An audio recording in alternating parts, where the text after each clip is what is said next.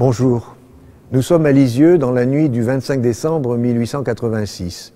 La messe de minuit terminée, les Martins, les parents de celle qui deviendra plus tard Sainte Thérèse de l'Enfant Jésus, reprennent le chemin de la maison. Thérèse, alors âgée de 14 ans, se réjouit déjà de ce qu'elle espère trouver dans ses souliers placés devant la cheminée. Aussitôt rentrée, la première chose que voit M. Martin, ce sont les bottines de Thérèse bourrées de gâteries.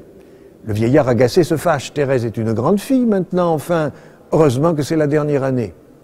Les deux sœurs ont entendu, elles devinent le chagrin de Thérèse. « Ne descends pas, lui disait-elle, cela te ferait trop de peine de regarder tout de suite dans tes souliers. » Voici comment Thérèse relate elle-même la scène.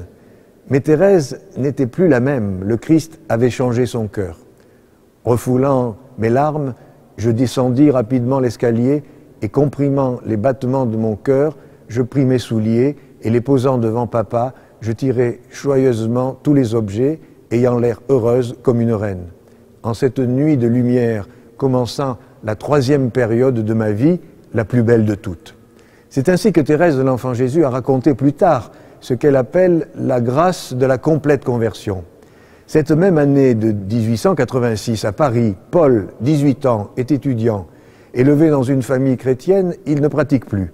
Le matin de Noël, il entre dans la cathédrale Notre-Dame de Paris pour écouter les chants religieux. Il y retournera l'après-midi pour les vêpres. Et voici ce qu'il écrit. « J'étais moi-même debout dans la foule, près du second pilier, à droite du côté de la sacristie. Et c'est alors que se produisit l'événement qui domine toute ma vie. En un instant, mon cœur fut touché et je crus.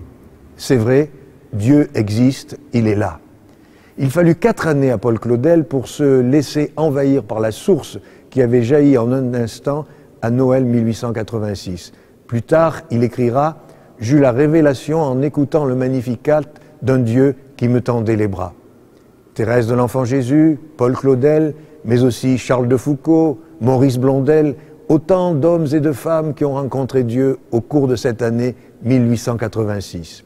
Soit dans l'éblouissement d'un instant, soit dans une recherche incessante faite de luttes, d'échecs, de doutes. 1886-2012, Dieu a-t-il parlé dans le secret du cœur des hommes en cette nuit de Noël de 2012? Je pose la question, mais je connais la réponse. Je suis sûr que oui.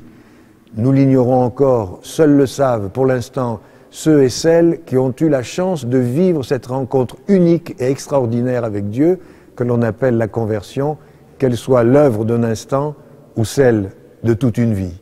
À bientôt.